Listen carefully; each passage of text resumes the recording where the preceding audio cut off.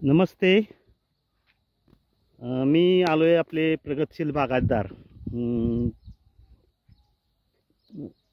आपलं नाव सांगा. नारायण धोंडेबा भगत. नारायण धोंडेबा भगत. राहणार माहळुंग, अकलूज. अकलूज. तर त्यांच्या शेतीमध्ये बलराम भैयाच्या मार्गदर्शनाखाली 70-30 फॉर्म्युल्यानुसार आणि 5x9 या पद्धतीने नवीन केळीची लागवड केलेली आहेत.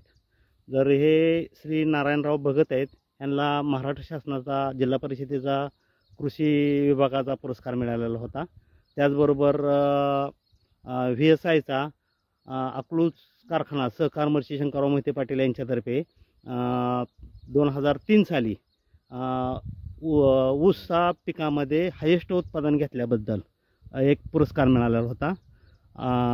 तर त्यांच्या शेतात आलेलं आहे. त्यांनी केळीची पद्धतीची नवीन लागवड केलेली आहे. जर 2 ओळीतलं अंतर साधारणतः 5 फूट, 2 रोपाच्या ओळीतलं अंतर 5 फूट आणि 2 रोपातलं अंतर साधारणतः 9 फूट अशा पद्धतीने लागवड केलेली आहे. लागवड करण्यापूर्वी रोपं साधारणतः 1 महिन्यापूर्वी आलेले आहेत आणि त्याच्यानंतर 15 दिवस आधी लागवड करण्यापूर्वी ताग लावलेला होता. आणि लागवड करताना त्यांनी जी रोप लावताना तर जी बलराम भाईंनी सुचवलेली पद्धत आहे, चिखल करून लावायचं. तर त्या बॅनरला साधारणतः 150 ग्रॅम वायसोनोमॅटा आणि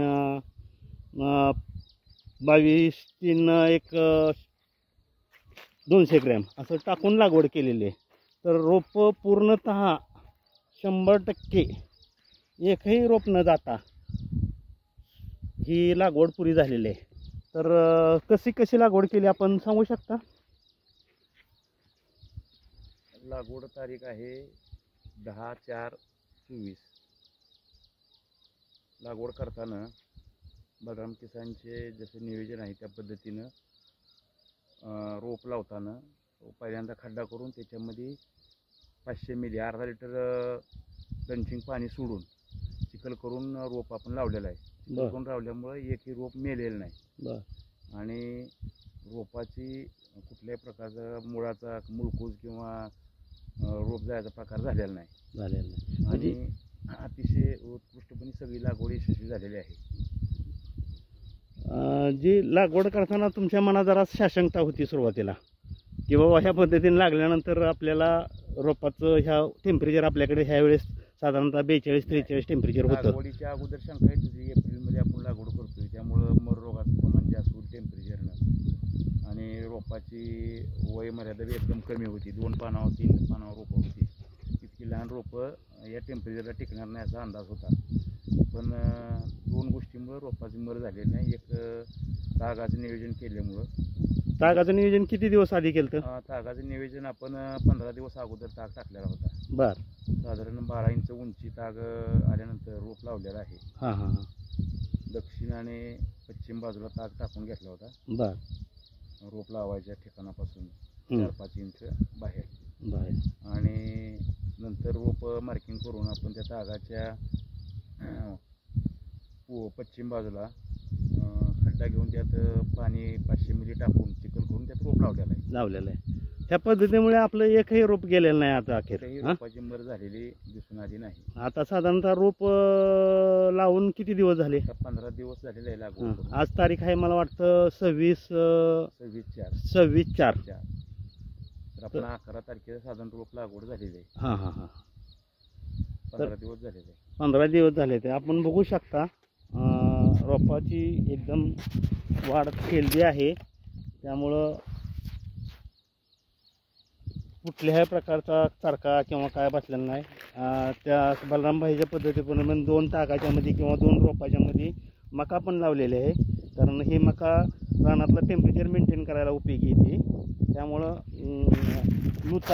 गरमीचा प्रादुर्भाव कमी होऊ शकतो. ही रोपं बघू शकता एकदम हेल्दी वाढ आहे. परत लागवडीनंतर त्यांच्या पद्धतीने काय ड्रेंचिंग वगैरे केलं का? हो. काय ड्रेंचिंग केलं परत म्हणजे त्यांच्या पद्धतीने जे काय दिले होते वायसोनोमेट आणि सोमामेट आणि ट्रायको, हां हां नंतर 1919 आणि भूमिक, हां हां आणि आता त्याच्या पद्धतीने पुढच्या ड्रंचिंग जी त्यांच्या शेड्यूलप्रमाणे ते देणार आहे. देणार. आता 2 ड्रंचिंग झालेले आहेत, ओके थँक्यू स्प्रे झालेत. थँक्यू. ही प्लॉट जर बघितला आपण तर 1 नंबरचा प्लॉट आहे. सगळी लागवड साधारणतः मला वाटतं 4000 रोपांची आहे. त्याच्यातली काहीतरी किती शिल्लक राहिलेले आहेत? 200 रुपये. 200 रोपं राहिले आहेत. पण त्याच्यातलं अजून सांदणी वगैरे काय कुठली केलेली नाही. एकही रोप सांधावं लागलेलं नाही. तर बऱ्याच शेतकऱ्यांनी लागण करताना ह्या जर गोष्टीची काळजी घेतली तर उन्हाळ्यातही कुठल्याही प्रकारची मर होत नाही असं दिसून येते. प्लॉट एकदम सुंदर आहे आणि बघायसारखा प्लॉट आहे. ज्याला बघायचं आहे त्यांनी येऊन बघू शकता. Okay thank you.